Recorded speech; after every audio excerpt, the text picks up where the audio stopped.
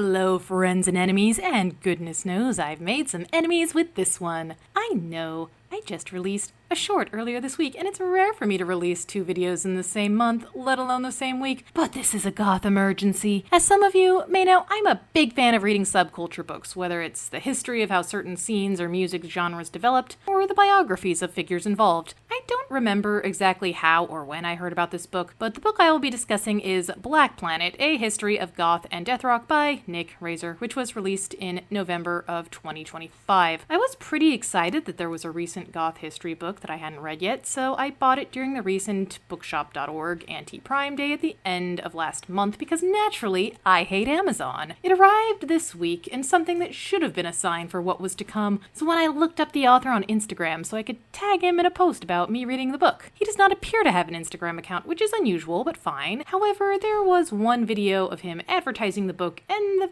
voice seemed really odd and machine-generated, so I considered maybe he's just a private person who was using a voice changer, which I get as someone who doesn't use a voice changer but does not like showing my face or using my real name on my public accounts. Anyways, I start reading this book. It's pretty simplistic writing, and I'm not learning anything new, but I think, well, it's simple and it's really short, just under 200 pages, so maybe this could be a good basic beginner for some baby bats who I'm always trying to encourage to read about the history of the scene. Something about the style that really struck me as off. And there were things that seemed like direct callbacks to books I'd already read, but I thought, well, I've read so many of these so far, how original is it going to seem? There were some what I would consider very obvious mentions left out of the influence section, but thought, well, maybe he didn't think those ones were important enough to mention. I found it quite odd that in the section about British things, it used British spelling, and in the US section, it used US spelling. Like it was a curious artistic decision done to denote the geography, or at least it would have been if it had ended up being consistent. I got my first major red flag after those few small ones in the Deathrock chapters, when it mentioned the song Romeo's Distress by Christian Death and referenced the first line of the song and posted what is not the first line of that song. Romeo's Distress might be the most famous Deathrock song of all time, and the first lyric is very controversial and has been debated, so it's pretty common knowledge among people who have even a passing knowledge of Deathrock, let alone enough to competently write a history of the subculture. There was another reference to that first lyric, again, labeling it as blasphemous.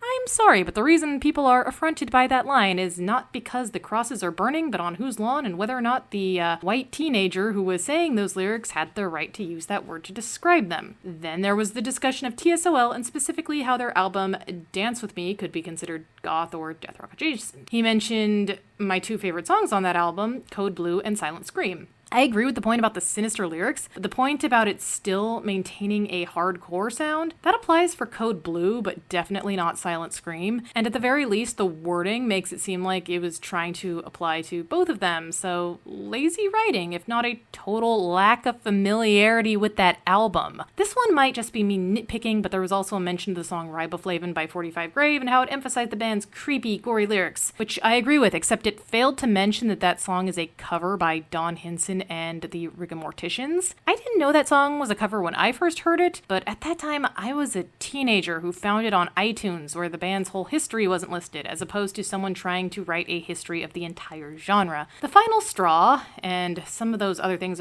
really should have been final straws, was when I was reading the section about record labels, and there was some random Chinese characters in the middle of a English language sentence that was otherwise quite coherent. At this point, I've read about a quarter of the book, which seemed pretty unspectacular, even the parts that weren't blatantly false, so I decided that I needed to research the author. I mentioned that I got it off of bookshop.org, which does not host reviews, but I found a link to where it was being sold on Amazon, where I saw it was rated pretty low. Mind you, there were only 3 reviews, which is not a lot. 1 positive that simply said the word good, and 2 negative that both mentioned suspecting that it was AI generated or at least AI assisted. I asked my different social media accounts if there was a foolproof way to tell if a book is AI. I didn't name the book or the author or even the genre. I should have been more specific and mentioned it was nonfiction because most of the feedback I got was in terms of how to approach fiction while looking for signs of AI. I looked up the author and found that he had quite a large list of books, both fiction and nonfiction, mostly around topics of alternative subcultures, goth, punk, skinhead, harajuku, which in and of itself is fine, except for when I looked them up, I saw that they had mostly been released within a very short period of time, mostly fall of 2025, some the same month, November, as the book that I purchased. These are not very long books, all under 400 pages. The one I got was under 200, but it seems like a lot to put out in a very short time, especially if they're supposed to be informative. Also, some of them have very obviously AI-generated covers. I have 3 hypotheses. The first is that this man does not exist. This was a random person or people generating random works based on pre-existing works on those topics. Based on the inconsistency of the spelling, I would guess that the parts based on British artists were pulled from British sources, and the US parts were based on US sources, and the program didn't bother to opt for consistent English spellings. Also, with the random Chinese characters, it's possible that whoever did the generating of the prompt did that prompt generation in Chinese. So this guy who claims to be, I think,